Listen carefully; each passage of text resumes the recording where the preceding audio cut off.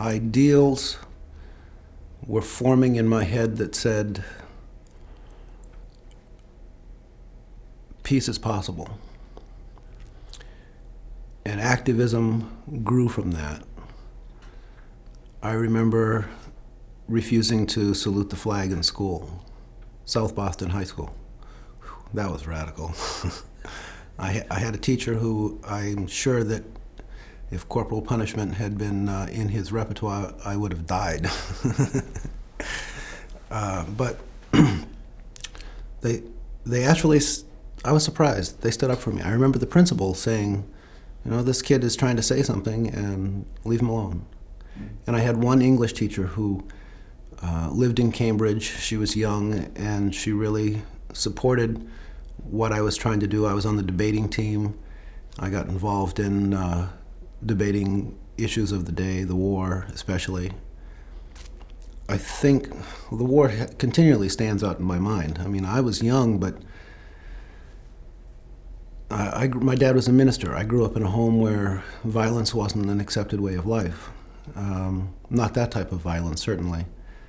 And we believed that things could change, that there was a way for human beings to get along with each other. So I found a little support for that. I found a few teachers who were willing to support me. I also found myself getting kicked out of school for a sticker on my guitar case that said, "Make love, not war," because I was advocating free sex in school. I mean, that's a pretty radical view of that statement. And that was right here in this town, so. What is the first time you grew your hair long, and what effect did it have? What do you remember as a response? If you don't get your hair cut soon, I'm going to disown you. I really don't remember what year. It probably was towards senior in high school. Long hair was like it is with the kids wearing the crazy things today that they wear. It was just a statement that we're individual, we're different. Of course, we weren't any different. We were just kids, you know, looking for the same thing that every kid's looking for today, a little approval, and disapproval is an easy way to show some kind of a mark. And when somebody starts saying you're legitimate, then you have an opportunity to grow into the mainstream of humanness and still make a mark on other individuals in your life. Now let's look at sex in the same context. The sex issue, oh God, sex to kids is as much a mystery as it is to me today. But you just don't have any of the rules down yet. And I don't think any of those rules changed until the late 60s when I went off to college, when suddenly I went from a high school closed environment and a radical kid in the high school who was pushed aside a little bit to suddenly being accepted, having a lot of friends at college immediately, people thinking that I was somebody, girls beginning to show a strong interest in me. And certainly my views of sex got slightly warped in those years, I think. I think I really got used to an easy lay. There was an opportunity that through the early 70s that it was wide open. You meet somebody, you might end up in bed that day, you might, in 2 days, you might be with somebody the next day. It was that wide open. Were you ever a hippie? Were you a hippie person or a? Well, I certainly wore the garb. I mean, with hair down to the middle of my back and driving a microbus out of California and going through Lubbock, Texas, and fearing for my life constantly with a half pound of dope in the truck. I mean, sure, I was a hippie. I was a musician, though. I think artists and musicians are always one step to the side anyway. So my beliefs bordered along with that generation that was saying love, end the war, peace. But my views really were always a little more akin with not being a street person. I mean, I still equate a lot of the hippies with San Francisco and Southern California in those days, where people were bumming around, and I was always looking for a little more stability than that. I mean, a home. Were you alone out there, or were there others like you wherever you went? Oh, there were people like me wherever I went. There was a kindred spirit. I did a lot of hitchhiking in those days. A lot of traveling around. I spent a lot of that time in a wheelchair and on crutches. So I remember going out and hitchhiking and having people that you would never expect on Earth to pick me up. And then people getting into arguments with me and families, within a car, talking about these things. But I don't think I saw any rejection of me for what I was and what my beliefs were, nor the way I looked. I was just another kid, really. And maybe the disability got me picked up where other kids wouldn't. But I think most of those, especially rural people, they really weren't too concerned with that. I think they still saw that there was just a kid under there. Did you wash less? No, I suppose I'm just anal enough to be clean. Did you have different values about money? Remember? I didn't really care much about it. I still don't really. I mean, I do what I do in life. I think this is one of the best things, the best holdovers personally for me, is I've followed my heart's desires. I haven't fallen into the trap of you have to make money doing this and that and money's a god. It's not. Being self-satisfied in the sense that what you're doing in life is important and going to pass something on to another generation is much more important to me. And I believe that I learned all that in the 60s, especially the sense that I want some part of me to affect somebody else in life later on, another generation, another time. As you were traveling around, do you remember a feeling among young people of that education was not going to school but something else? No, I don't think that it was. I don't think it was anti-intellect. I think that it was striving for an intellectualism that encompassed more humanism. I remember a book that was given to me by a lovely friend at University of Maine, and it was called The Human Side of Human Beings.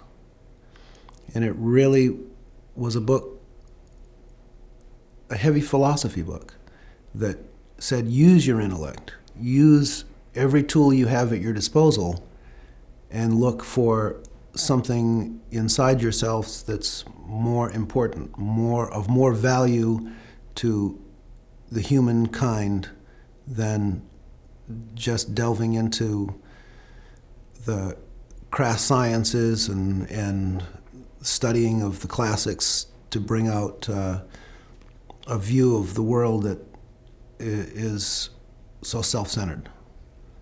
I think that's the most important aspect of the change in intellectualism that occurred. I think we're headed back towards a more selfish, closed view of life again. I think that's too bad. Radical. Let's talk about it at its most radical time in the late 60s. What did it mean to you to be a radical, and did you really think that you were going to change America? I thought we were going to change the world, and I think in some ways we did. I got involved in SDS immediately upon going to University of Maine. The view there was civil disobedience, radical disobedience in terms of burning your draft card, refusing to conform to the standards that had been set for us in terms of patriotism. I think within a couple of years, I ended up seeing and believing that a slightly more violent route perhaps was necessary. I was a conscientious objector, and it was very difficult for me to consider any act that would possibly have harmed another human being. But when I heard of the bombings of some of the banks and the establishments, I suppose down inside of me there was a little bit of joy that people were striking back. I think that phase didn't last in me very long at all. I think I quickly saw the potential for harming our own self-image, that we were going to go from a state of people wanting to occur a change and opposed to the war to people who are creating their own war at home. So I think that it couldn't have been more than 6 months that I was really involved in that. I was involved in Southern California with one of the bombings of the Bank of America, not involved in the actual dealings with the bank, but with the riots that occurred on campus at UCSB and Isla Vista, where people were being beaten, people were running and screaming in the night. That was a really violent time, and that was the first time I had been exposed to it. Here in Maine, I was seeing and hearing about these things. I was perhaps believing that it was the right way, but once I saw the actual devastation that it was causing psychologically to the people involved in the movement, I saw that it really wasn't the way. And I began to move away from politics after that. I haven't changed my beliefs, but I began to retreat into the world of antiquity much more. It got extreme, and I want you to talk about the extreme, because that's hard to understand. Revolution, for example, is thrown around in very many of the films that we're seeing. We see the word revolution, down with capitalism. Was that serious? What did that mean? Damned if we knew, really. We just wanted a change that was radical. I look from the early 60s to the late 60s, and I don't really understand how we went to the extremes that we got to. I don't understand how we went from change to revolution. Can we take over the power lines? Can we control an aspect of America that's going to hurt the establishment so deeply that we can actually take sectors of the country? I mean, that was pretty radical thinking.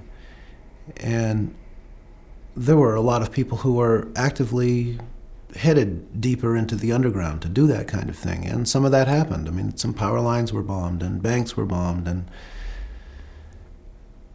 I still don't understand how we went from peace, a desire for peace, to a desire for anarchy, perhaps, where no one was in control. Somehow I have a feeling that's a deeper form of self-violence in the end, to have anarchy. I'm sure that we would see an old West occur again, bandits on every corner. You got to explain love and peace versus politics. After all, the counterculture oftentimes was conflicting with the politicos. You sort of rode the middle ground, though we're both at the same time. I think you're right. I did follow the middle of the road. I tried to see a political change. On the other side, a view that just said none of this is worth doing, just take care of yourself and your friends and your extended family. And I think that's the side that I eventually moved towards, getting farther away from politics as a means of change. I think that that's still the way that I operate. I still educate the youngsters. I get along well with teenagers and young kids. And I don't treat them as kids. They're not kids. They're human beings. They're just small and they don't have the vast realm of experience yet. But you can plant little seeds in them that really make a change, that says, follow your heart, be free, listen to everybody else, and make your own decisions.